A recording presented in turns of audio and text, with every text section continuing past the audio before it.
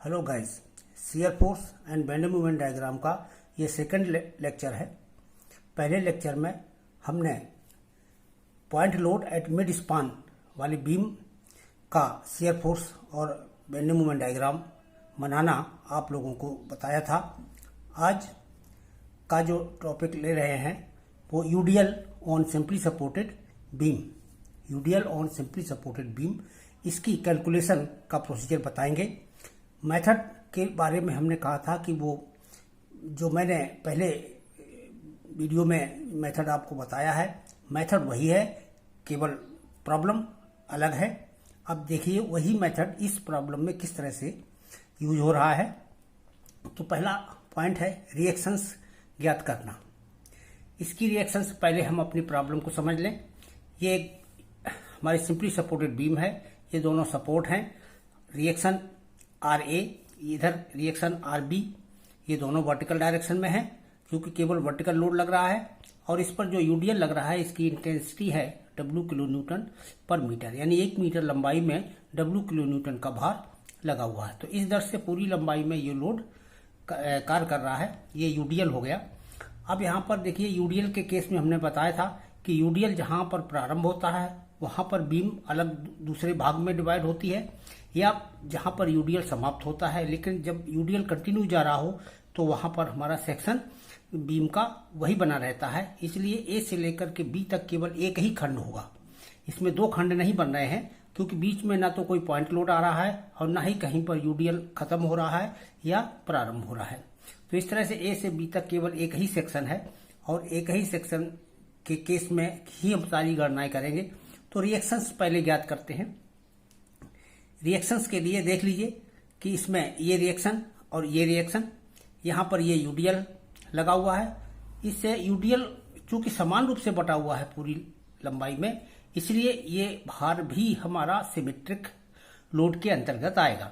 यानी इस भार से ये हम बर्बली चित्र देख करके कह सकते हैं कि ये दोनों ही प्रतिक्रियाएं समान होंगी। तो हम उसी कंसेप्ट का प्रयोग करते हुए फॉर सिमेट्रिक लोड दोनों रिएक्शंस बराबर होंगी, यानी आर ए बराबर आर बी बराबर, जनरल कंसेप्ट होता है टोटल लोड बटे 2, यानी टोटल लोड का हाफ। टोटल लोड बीम के ऊपर देख लीजिए, 1 मीटर लंबाई में W किलो न्यूटन पर मीटर का है, तो L लंबाई में कुल कितना वेट हो गया, W इंटू एल। तो ये टोटल लोड हमारा W इंटू एल हो गया बाई 2। तो ये हमारा यूडीएल हो गया और ये रिएक्शन वर्टिकल ऊपर की ओर है, इसलिए इसको प्लस चिन्ह लिखा। तो रिएक्शन हमारी आर ए बराबर आर बी बराबर प्लस WL बाई 2 ज्ञात हो गई। रिएक्शंस ज्ञात कर लेने के बाद अब हम शियर फोर्स की गणना प्रारंभ करते हैं। शियर फोर्स की गणना के लिए सबसे पहले वही, चूंकि इसमें एक ही सेक्शन है बी से लेकर ए तक, तो हम बी से लेकर ए तक पूरे सेक्शन में किसी भी एक स्थान पर सेक्शन XX कंसीडर कर लेंगे। सेक्शन XX की एक्सट्रीम राइट एंड से, यानी दाहिनी तरफ से, जो दाहिनी तरफ का बिंदु कौन सा है, बी है, तो बी से इसकी जो दूरी है ये x होगी, यानी x दूरी पर एक सेक्शन हमने ये जनरल कंसीडर कर लिया। अब हम इसी सेक्शन पर सारी शियर फोर्स की और बेंडिंग मूवमेंट की गणनाएं करेंगे। तो ये हमारा सेक्शन हो गया shear force at section XX in part A B, यानी पूरे इस पार्ट में जो सेक्शन XX है वहां पर शियर फोर्स की वैल्यू कितनी हो गई। तो शियर फोर्स के लिए हम लिखते हैं Fx बराबर, अब इसमें करना आपको क्या है, इस सेक्शन के दाहिनी तरफ लगने वाले सभी बलों का बीजगणितीय योग आपको निकालना है। तो बाईं तरफ से स्टार्ट कीजिए, दाहिनी तरफ से स्टार्ट कीजिए लास्ट से, और देखिए जो जो बल आते जाए उनको प्लस या माइनस चिन्ह के साथ यहाँ पर लिखते चले जाइए। आपका शियर फोर्स की इक्वेशन तैयार हो जाएगी। तो सबसे पहले हमारा आरबी रिएक्शन आती है जो ऊपर की ओर लगी हुई है। तो अपवार्ड डायरेक्शन में लगने वाला फोर्स हमारा प्लस में होता है, तो प्लस पहले चिन्ह लगा लिया, और आरबी की जो वैल्यू है ये हम ऊपर निकाल चुके हैं, आरबी बराबर प्लस WL बाई 2। तो ये आरबी का मान हो गया। तो इस तरह से ये हमारा शियर फोर्स हो गया। इसके बाद आगे बढ़ने पर हम देखते हैं बी से लेकर जो सेक्शन हमारा बना हुआ है XX, इस सेक्शन तक ये यूडीएल लगा हुआ है। अब ये यूडीएल चूंकि किसी पॉइंट लोड नहीं है, तो पूरी लंबाई में लगने वाले टोटल यूडीएल की गणना हमको करनी होगी। तो यहां देखिए x दूरी में टोटल यूडीएल कितना हो जाएगा, 1 मीटर में W किलो न्यूटन का है, तो x मीटर में कितना हो जाएगा, W इंटू एक्स। तो यहाँ पर जो यूडीएल हो गया हमारा यहाँ से लेकर यहाँ तक का, इसका मान हो गया W इंटू एक्स। ये लोड ऊपर से नीचे की तरफ को कार्य कर रहा है, डाउनवर्ड डायरेक्शन में है, और डाउनवर्ड डायरेक्शन वाले फोर्स को हमेशा नेगेटिव चिन्ह लिया जाता है, इसलिए इसमें माइनस का चिन्ह लगा लिया गया। माइनस का चिन्ह लगा लेने से ये हमारी इक्वेशन तैयार हो गई। एफ एक्स बराबर प्लस WL/2 माइनस WX, इसको हमने इक्वेशन नंबर 1 लिख लिया। ये हमारी ए बी सेक्शन में जो जनरल सेक्शन है, इसमें शियर फोर्स की जनरल इक्वेशन है। इसके द्वारा हम इस ए से बी तक किसी भी बिंदु पर शियर फोर्स की गणना कर सकते हैं। तो अब इसमें हम स्टार्ट करते हैं कि सबसे पहले बी बिंदु पर शियर फोर्स कितना है, तो एट बी इसके लिए लिखा, और बी पर इस एक्स की वैल्यू कितनी हो जाएगी, यानी ये सेक्शन अगर हम खिसका करके बी पर ले आए तो ये एक्स हमारा घट करके 0 हो जाएगा। तो यानी B at B X is equal to 0। इस पर हम इसी इक्वेशन से शियर फोर्स निकालते हैं, तो एफ बी यहाँ लिख लेंगे, यानी बी पॉइंट पर शियर फोर्स बराबर इस समीकरण में जहां कहीं भी एक्स आया हो, एक्स का मान 0 रख देंगे हम। तो इस पद में एक्स नहीं आया है तो इसको ऐसे ही लिख लेंगे, plus WL/2 minus W into x, तो W इंटू एक्स की जगह पर 0 लिख लेंगे। अब जैसे हमने यहाँ 0 लिखा तो W इंटू 0, ये तो 0 हो गया हमारा, और यहाँ बचा कितना, प्लस WL/2, तो एफ बी का मान जो है प्लस WL/2 आ गया। इसी तरीके से एट ए पॉइंट पर हम शियर फोर्स की गणना करते हैं। ए पॉइंट पर एक्स का मान कितना हो जाएगा, L हो जाएगा, यानी यही सेक्शन हम खींच करके ए सेक्शन पर ले आते हैं, तो ये एक्स बढ़कर कितना हो जाएगा, L के बराबर हो जाएगा। तो एक्स बराबर L होता है ए पॉइंट पर। हम एफ ए बराबर यहीं पर इसी इक्वेशन में लिखेंगे, ये तो कांस्टेंट है, इसमें एक्स नहीं है, तो ये तो ऐसे ही लिख लिया जाएगा, माइनस W इंटू एक्स है, W इंटू एक्स, तो एक्स के स्थान पर L लिख लेंगे। तो अब यहाँ पर इक्वेशन हमारी बच गई प्लस WL/2 माइनस WL। इसको जब हमने सॉल्व किया तो ये माइनस का WL/2 बच गया। तो इस तरह से एफ ए का मान ज्ञात हो गया, एफ बी का मान ज्ञात हो गया, ये दो हमको शियर फोर्स की हमको वैल्यू ज्ञात हो गई। इसके अलावा हम अगर चाहें तो इसके मिडिल पॉइंट पर, क्योंकि हमको केवल 2 ही मान प्राप्त हुए हैं, हम चाहें तो मिडिल पॉइंट पर भी इसकी वैल्यू निकाल करके चेक कर सकते हैं। तो एट सी, जो कि इसका मिडिल पॉइंट है, सी पर एक्स का मान कितना हो जाएगा, L/2 के बराबर होगा।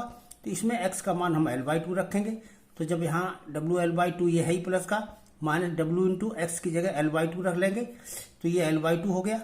WL/2 प्लस का है, माइनस का WL/2 है, ये दोनों आपस में कट गए, यानी 0 हो गया। यानी इसी पॉइंट पर शियर फोर्स की वैल्यू 0। तो इस तरह से ये 3 वैल्यूज हमको प्राप्त हो गई। अब इसके बाद हम इसका शियर फोर्स डायग्राम बनाते हैं। तो शियर फोर्स डायग्राम बनाने के लिए हमने जिन बिंदुओं पर शियर फोर्स की गणना ज्ञात की है वो एक बार देखते हैं। एफ बी पॉइंट पर जो शियर फोर्स है वो प्लस WL/2 है। इसमें एक काम करते हैं हम, जो हमने बीम बनाई है ए बी और मिडिल पॉइंट इसका सी है, इसी बीम को हम फिर से यहाँ पर बना लेते हैं। इस पॉइंट को ए लिख लेते हैं, उसी तरीके से ये पॉइंट हमारा बी हो गया, और मिडिल पॉइंट ठीक बी के नीचे ये यहाँ पर हम संकेत कर देते हैं। तो ये सी पॉइंट हमारा ये हो गया। अब हम क्या करते हैं, बी पॉइंट पर जो शियर फोर्स की वैल्यू है प्लस WL/2, तो यहाँ से प्लस WL/2 यानी ऊपर की ओर एक इतनी दूरी पर कोई उचित पैमाना लेते हुए, यानी इसको स्केल में कन्वर्ट कर लेंगे, तो ये उचित दूरी पर यानी WL/2 दूरी पर एक बिंदु लगा लेंगे, ये पॉइंट हो गया। इसके बाद ये बी पॉइंट पर हो गया। बी पॉइंट के बाद ए पॉइंट पर वैल्यू कितनी है, ये माइनस WL/2 है। तो ए पॉइंट पर जब हम देखेंगे तो ये माइनस W, ये नीचे की ओर उतनी ही दूरी पर, जितना दूरी ये है उतनी ही दूरी ये है, यानी ये वैल्यू हमारी WL/2 के बराबर है। ये भी WL/2 के बराबर दूरी पर बिंदु लगा हुआ है। कि इसके साथ ही साथ हम ये भी देख लें कि इक्वेशन नंबर 1 हमारी जो है ये स्ट्रेट लाइन की इक्वेशन है या कोई कर्व है। इसके लिए हम देखते हैं कि हमारा ये वेरिएबल एक fx जो है ये एक घात का है, इसमें दूसरा वेरिएबल x है, x पर भी एक घात है। ये एक घातीय समीकरण है, और एक घातीय समीकरण हमेशा स्ट्रेट लाइन की होती है, इसलिए ये इक्वेशन स्ट्रेट लाइन के कर्व को रिप्रेजेंट कर रही है। तो इसके सारे बिंदु एक सीधी रेखा में होंगे। हमको इस रेखा के 2 बिंदु मालूम हो गए, इनके बीच में सीधी रेखा खींचनी है। हम बस इन दोनों को मिलाते हुए एक सीधी रेखा खींच देते हैं। जब हम सीधी रेखा खींच देते हैं तो ये हमारा एक कर्व तैयार हो गया, इसका डायग्राम। सी पॉइंट पर देखिए अपने आप हमको दो बिंदु पर हमने ज्ञात किया, सी बिंदु पर शियर फोर्स की वैल्यू 0 अपने आप आ गई। यहाँ हमने गणना करके भी दिखाया था, ये 0 है और यहाँ ये ऑटोमेटिक 0 प्राप्त हो गया।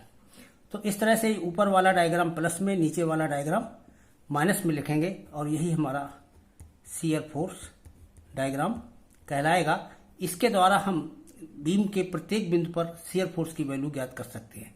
अगर ये आपसे पूछा जाए कि ए बिंदु से 1 मीटर की दूरी पर शियर फोर्स की वैल्यू क्या है, तो यहाँ से 1 मीटर की दूरी पर बिंदु लगाइए और यहाँ से इसके ऊपर ये लाइन खींचिए और इस दूरी को नाप लीजिए, यही शियर फोर्स की गणना होगी 1 मीटर पर। तो ये शियर फोर्स को रिप्रेजेंट कर रहा है, ये माइनस में होगा, अगर इधर से नापेंगे तो ये प्लस में होगा। इसके बाद इस कर्व को रिप्रेजेंट करने के लिए हम बाद में इसमें हैचिंग कर सकते हैं पूरे में कंप्लीट, जैसे इस तरह से भी रिप्रेजेंट कर सकते हैं।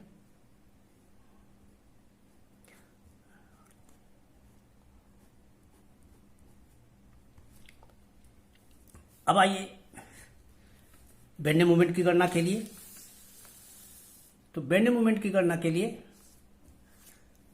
उसी तरीके से at section X X in part A B, यानी ए बी पार्ट में जो सेक्शन एक्स एक्स है उस पर बेंडिंग मोमेंट एम एक्स बराबर कितना हो जाएगा। तो ये एम एक्स बराबर जो है क्या करना होगा आपको, जिस सेक्शन पर ये सेक्शन गुजर रहा है, जहां जिस बिंदु से होकर के इस बिंदु पर इसके दाहिनी तरफ के बलों का आघूर्ण लेना होगा। तो इसमें देखिए सबसे पहला बल तुम्हारा ये आरबी रिएक्शन का था WL/2। तो इस बल का मूवमेंट किधर को होगा, ये बल ऊपर की ओर लग रहा है, इसमें इस दूरी का गुणा होगा x का, और ये हमारा एंटी क्लॉकवाइज है। अब एंटी क्लॉकवाइज से हमारा काम नहीं चलता है, हमें यहाँ ये देखना होगा कि ये हॉगिंग है या सैगिंग। मुख्य चीज इसमें बेंडिंग मोमेंट डायग्राम में यही होती है कि इसको हमको यही जांच करनी चाहिए कि हॉगिंग है अथवा सैगिंग। तो इस बिंदु को फिक्स मानते हुए और इस बिंदु को वेरिएबल मानते हुए इस बल के कारण बीम क्या होगा, ये ऊपर को उठेगी, यानी कर्वेचर इसमें ऐसे आएगा, यहां पर सैग बन जाएगा, यानी ये मूवमेंट सैगिंग हो गया। तो जब ये सैगिंग मूवमेंट हो गया तो इस मूवमेंट को प्लस लिखा जाएगा। यहां पर वही काम किया गया है, ये तो रिएक्शन हो गई WL/2 इंटू एक्स, ये मूवमेंट हो गया, और मूवमेंट चूंकि ये सैगिंग है इसलिए ये प्लस हो गया। तो ये पहले वाले बल का यानी प्रतिक्रिया का आघूर्ण जो निकाला गया, ये हमारा सैगिंग मूवमेंट है और ये प्लस में है। इसके बाद कौन सा बल आता है, इसके बाद यहां से यहां तक लगने वाला यूडीएल बल आता है। इस यूडीएल की वैल्यू आपने पीछे निकाली थी, W इंटू एक्स के बराबर लिखी जाती है, W इंटू एक्स, ये टोटल यूडीएल हो गया। अब ये यूडीएल है, इस बल का गुरुत्व केंद्र कहां से होकर गुजर रहा है, इसकी मिडिल पॉइंट से होकर गुजर रहा है। तो इसमें गुरुत्व केंद्र की दूरी का गुणा कर देंगे, तो ये दूरी यहां से यहां तक कितनी हो गई, x/2 हो गई। तो WX इंटू x/2, इस तरीके से ये इसका मूवमेंट हो गया। इसी को हमने दोबारा लिख लिया, WLX/2 माइनस WX²/2, ये हमारी इक्वेशन 2 कहलाएगी, जो कि बेंडिंग मोमेंट की इक्वेशन है इसके इस बिंदु पर। अब जब बेंडिंग मोमेंट की इक्वेशन हमने निकाल ली तो यहां पर ये भी देख लें, ये इक्वेशन स्ट्रेट लाइन की है या कोई कर्व है। तो mx इसमें एक वेरिएबल है, mx की एक घात है, x दूसरा वेरिएबल है, इसकी अधिकतम घात 2 है। तो इसमें एक वेरिएबल की 2 घात है अधिकतम, इसलिए ये पैराबोला को रिप्रेजेंट कर रहा है। y² = 4ax, आप लोग इक्वेशन जानते होंगे, ये पैराबोला की इक्वेशन होती है। उसी तरीके से यहाँ अगर एक वेरिएबल स्क्वायर में हो और दूसरा वेरिएबल एक पावर में हो तब ये पैराबोला होता है। तो ये पैराबोला की इक्वेशन हो गई, इसकी आवश्यकता पड़ेगी भी बाद में। अब हम प्रत्येक बिंदु पर जैसे शियर फोर्स की गणना की थी उन्हीं बिंदुओं पर बेंडिंग मोमेंट की गणना करेंगे। एट बी x = 0 होता है, इसलिए एम बी बराबर इसी इक्वेशन में, इक्वेशन नंबर 2 में x जहां कहीं भी आया हो वहां 0 रखते चले जाइए। तो x का मान यहाँ 0 रख देंगे, ये हमने रख दिया 0। यहाँ भी x का मान 0 रख दीजिए, तो ये 0 का स्क्वायर हो गया। ये देखिए 0 रखते ही ये पूरा व्यंजक 0 हो गया, ये पूरा व्यंजक 0 हो गया, यानी एम बी की वैल्यू 0 आ गई। तो एम एट बी यानी बी पॉइंट पर जो है बेंडिंग मोमेंट जो है हमारा 0 है। इसके बाद एट ए पॉइंट पर इसी तरीके से निकालेंगे। ए पॉइंट पर x का मान L होता है, तो जब ए पॉइंट पर x का मान L है तो एम ए बराबर WL/2 इंटू एक्स की जगह पर L रख देंगे, यानी इसमें जो ये फार्मूले में x है इसके स्थान पर L रख देंगे, यहाँ पर भी x की वैल्यू L रख देंगे और ये हमारा WL²/2 हो गया। ये भी WL² 2 हो गया। ये दोनों सेम चीज हो गई, ये प्लस की हो गई, ये माइनस की हो गई, कट गई आपस में और कट करके फिर से 0 हो गया। तो MA का मान भी हमारा 0 आ गया। इस तरह से हम C पॉइंट पर चेक करना चाहें, क्योंकि एक B पॉइंट पर भी बेंडिंग मोमेंट 0 आया है, A पर भी 0 आया है, तो इससे थोड़ा सा कर्व प्लॉट करने में थोड़ी असुविधा होगी। इसलिए हम इसके मिडिल पॉइंट पर भी बेंडिंग मोमेंट की वैल्यू की गणना कर लेते हैं। तो एट C x = कितना होता है, L/2 होता है। जब C पॉइंट पर L/2 होता है तो इसमें फार्मूले में हमने वैल्यू रख दी x के स्थान पर L/2। ये WL/2 इधर था और यहाँ x था, x की जगह L/2 हो गया। इसी तरीके से माइनस WX² 2 था तो x की जगह L/2 रख दिया, इसका होल स्क्वायर हो गया। तो इसको जब हमने सॉल्व किया तो WL² 4 यहाँ पर आ गया और ये माइनस WL² 8 आ गया। इसको जब आप आगे सॉल्व किया तो ये WL² 4 है प्लस का, और ये माइनस का WL² 8 है। जब इसमें से ये घटाएंगे तो ये प्लस का WL² 8 बचेगा। तो ये C पॉइंट पर इसकी वैल्यू हो गई।